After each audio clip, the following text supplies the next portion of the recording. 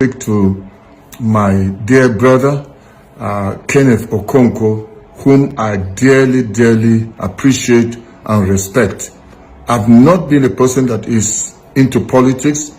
I got involved with this whole politics and the issues about Nigeria when I saw a friend of mine, Pastor Yinka Yusuf, talk about a person that he's met at the airport, and that is Peter Obi, who was a one-time governor of Anambra State. Anybody who is bringing Peter Obi on the table, you mean 2027 that's coming up, or in any political permutation, is bringing the new Nigeria, the new third force, is bringing absolute victory into whatever is done. Right. So you are talking about a political party.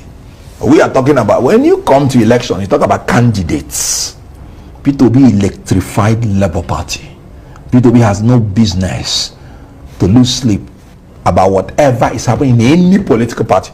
How many months did he join Labour Party? And he made what he made. People are loyal to his person. The new Nigeria is loyal to his person. And presumably, yes, that he'll take the obedience with him wherever he goes. That's a hypothetical question. But I'm telling you that obedient, Obi is the Obi in the obedient. So it's only natural that the obedience that was founded based on Obi was certainly follow him to wherever he's going. Won't you follow a man that has never had a scandal? If you're searching for a new Nigeria that is bedeviled by people being killed, women degraded, depraved, economy sinking every way, won't you like a man who, when he was in Anambra State, the security system in Anambra State was so perfect that kidnappers ran away? Know where they ran to? Magode Estate, the home state of the incumbents. The security that Peter Obi discharged away from Anambra State found their safe havens in other places. Anambra State became like a Goshen, where evil will run around it but will not penetrate.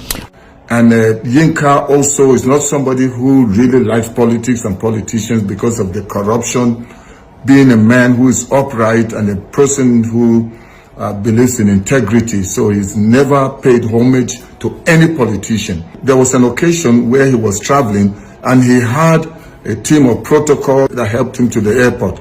On getting to the airport with his protocol, he met the former governor of Anambra State, Mr. Peter Obi. And while Reverend Yinka had a big team helping him, he saw Peter Obi pulling his own luggage alone. When they got into the VIP lounge, he got to realize this is Peter Obi taking care of himself just like any other person that was in the VIP there. So Yinka said, this man, anytime he gets involved in politics again and wants to stand in for president, I'll support him. And that's how I now saw that, wait, you mean Yinka can be excited about politics and see somebody that he can stand for? And I guess that's how Yinka got involved. And also I started reading things that he was saying about Obi, the kind of person he is. And then the whole obedient movement thing started. And I, being from Kaduna State, being from the north, we've always been told, we shouldn't trust anybody that is from the southeast, especially if they are Igbos. But then I started getting involved, and some of you are aware of a lot of the broadcasts that I did in 2022 running up to the election and even after the election.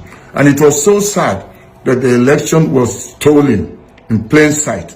Nobody can convince me that Mr. Peter Obi did not win, which is what even Kenneth Okonkwo and many others believe. Okonkwo made broadcasts, he spoke a lot on television, Kenneth, and I really respect him. And even after the election was stolen, he came out, he was among the people that kept speaking.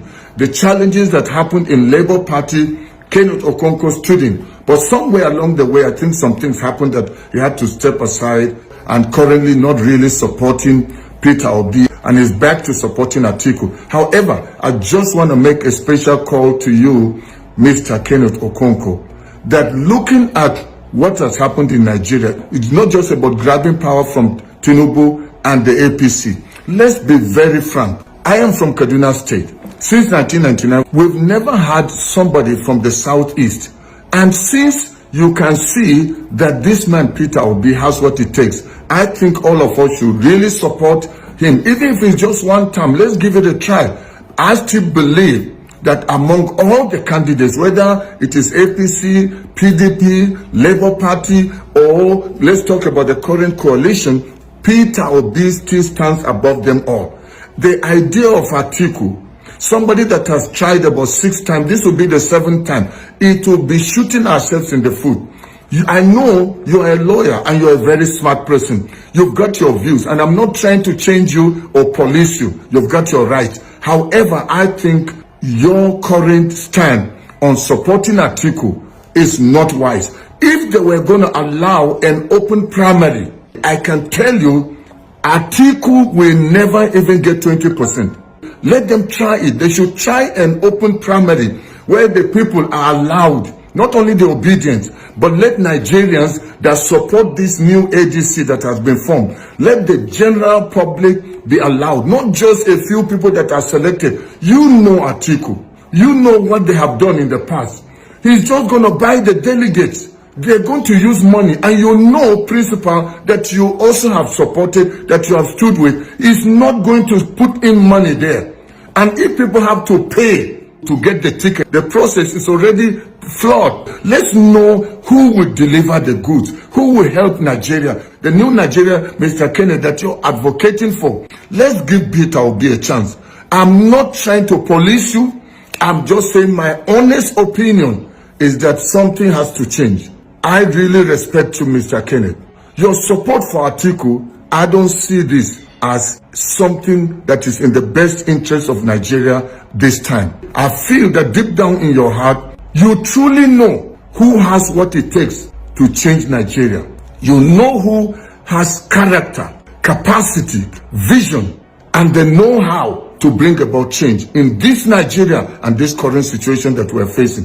So I call upon you, let's please lay aside anything that has to do with sentiment, self-interest, allegiance to anyone. Let's think Nigeria. That's what I'm thinking. And I believe we're all thinking Nigeria. Mr. Kenneth, I know you will do the right thing. You are a very intelligent person. You're also God-fearing. Let's do the needful. It's not just about let's give it to the North so we can have the Northern support. Currently now, I believe that Peter Obi has the needed support, even in the North, to win the presidency. This shouldn't be an issue of coming as a coalition, but knowing behind their mind that they are pushing Atiku because they know he will give the money to get the ticket. Let's please do the right thing. This is my call. I'm not doing it because I'm an obedient. I'm not obedient. I'm not Labour Party. I'm not in politics. I'm just somebody that's concerned about the welfare of Nigeria. And I know, Mr. Okonkwo, you will do the right thing. We have been calling Atiku to step aside. Atiku should step aside. What is he fighting for? Was he in the coalition for his own self-interest? Atiku, if you don't want the last disgrace of your lifetime, please step aside and give Peter Obi a chance. Atiku coming in, I can tell you, they're just going to hand over this ticket free of charge on a platter of gold to Tinubu and his co-hosts. This is not a threat. This is just an advice from a brother who cares about Nigeria. Please, let's allow someone from the southeast. Let's allow Peter Obi. I believe we will not regret it. Mr. Kenneth, please think twice. You are a man that prays. Pray and let God speak to you for the benefit of Nigeria.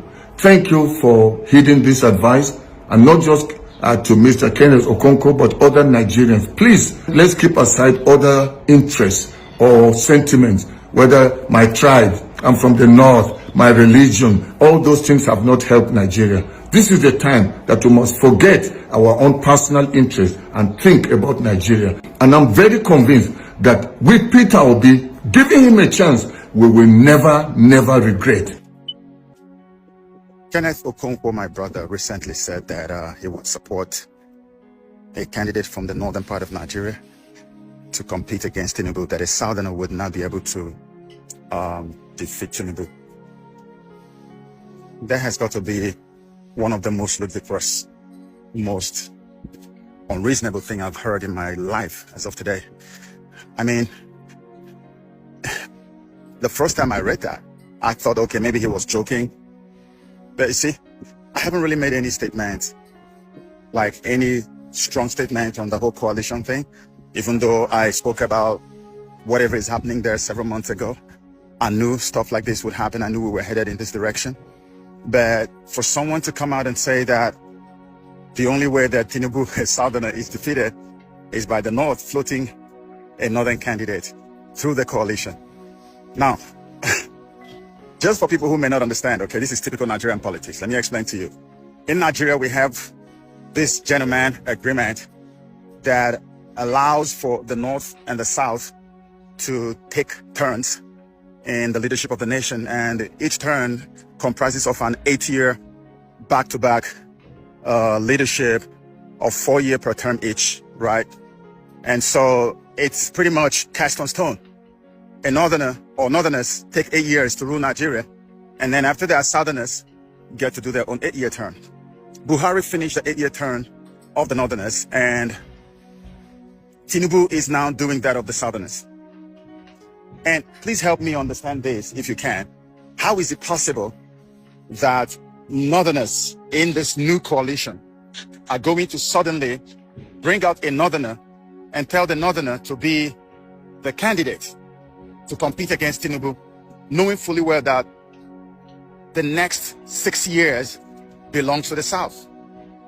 Obviously, the whole country, the whole South, everybody will rally around Tinubu and say, hey, these Northerners are beginning to act like they are the kingmakers, like they are untouchables, like they are the rulers of Nigeria or the owners of Nigeria. How could you have done your 8 years and now you're turning around and floating a candidate to compete with Tinubu when he hasn't finished the 8 years that belongs to the Southerners? This is like a no-brainer. Like, everybody knows this. That you don't even need any education to see this. This is there, right in your face. That's exactly what it's supposed to be. So the moment you put a Northerner there to go against Tinubu, that person most definitely is going to lose. In fact, the person loses from the moment his name is announced.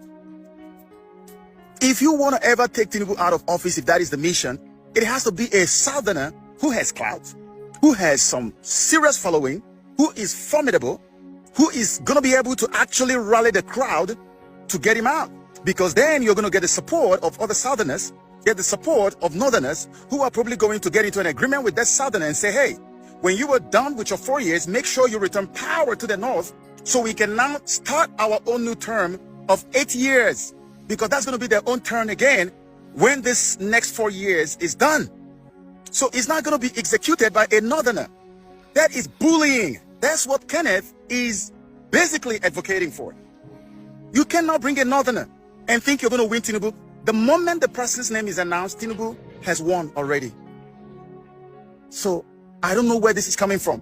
Two things. It's either Tinubu probably paid him, or his people loyal to him, asked him to go and say that, or he suddenly just lost his sense of reasoning. And I said this with all due respect, because I respect Ken a lot. He's my brother. I don't know how anybody in his right mind or right senses can ever imagine that for you to kick Tinubu out of power, that you're going to have to bring a Northerner. On what basis, I ask? They have finished their 8 years.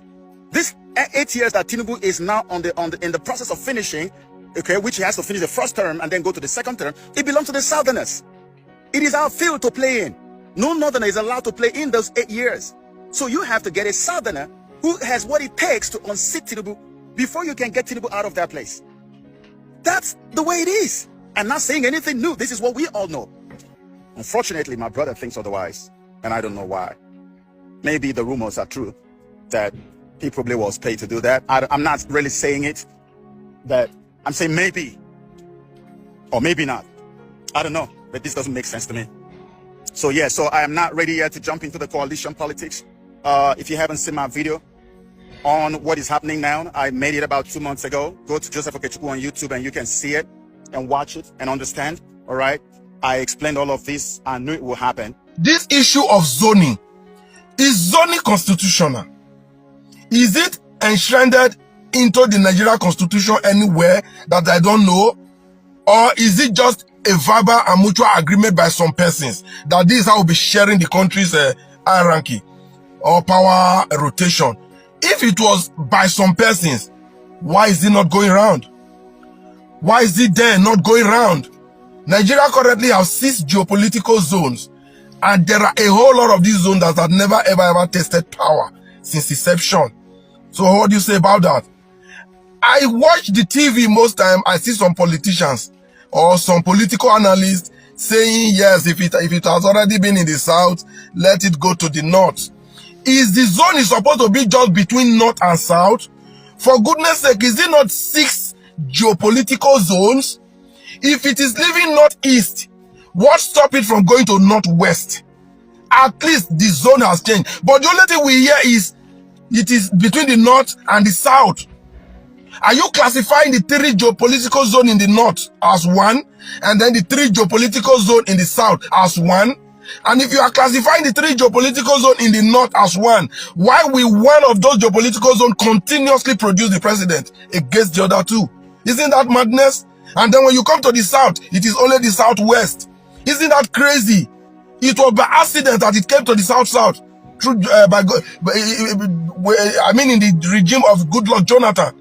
So this zone, they actually don't mean it until they want to favor certain individual. Okay, now we are in a trap under this Bola Ahmed Tinubu administration as a result of the accident that happened to Nigerians in 2023. How do we get out of it? Okay, let's go for the best man again. He was the best man in 2023. He scored majority of the vote. He was rigged out. Now, opportunity is here again for Nigeria to pick their leader, and some unscrupulous elements are here again telling us you cannot pick a southern candidate to out a southern candidate. It has to go to the north. I don't get it. Are you saying this to favor an Atiku Abubakar who really do not believe in zoning? Did Atiku Abubakar believe in zoning? Who have Atiku Abubakar not contested against in this country? He has contested against fellow Northerner. He has contested to take over from a Northerner. He has contested against a Southerner. Serially. So when somebody is saying now, if you bring Peter Obi to remove Tinubu, it will not work. You need a Northerner that the Northerner will support. Especially somebody like Kenneth Okonkwo, who I recently saw on TV talking like somebody I don't want to call names, because there was a time I respect this guy too much, thinking that he's a Nigerian with an intellectual thinking ability, coupled with the fact that they said he's a lawyer. But when I look at him recently, I was like, I'm beginning to see the guy as an empty guy. Kenneth Okonkwo, you have hatred for Peter Obi, I understand. You believe Peter Obi did not put up some level of aggression when he was rigged out in the 2023. What would you have had Peter Obi do? Would Peter Obi have been better off? Maybe they buy him then, or he's cooling off in prison now because he fought in 2023, knowing that the forces he's fighting against as at that time were on ground. They said he would have fight and run away, live to fight another day. I think it is only Kenneth Okonkwo that doesn't know this. And if you so much love to fight for the people, Kenneth Okonkwo, there are so many things you need to do for Nigerians now. Nigeria is in dire need of an INEC reform. If you reform INEC now, the idea of zoning it here, zoning it there, we disappear naturally. Then the best man will continuously get it, which will actually move the country forward. You don't say because it's the zone, because it's the turn of the south-south. If they produce an animal from the south, you will not vote for that animal against a credible person from the north. Odalu, don't do that. That is sentiment. That's madness. I don't know if you are following me, please. Now, Kenneth Okonkwo think it has to... No, let me don't be precise about Kenneth Okonkwo. I've seen other persons, although few of them, who think the north should take it for 4 years. These are direct agents of Atiku Abubakar.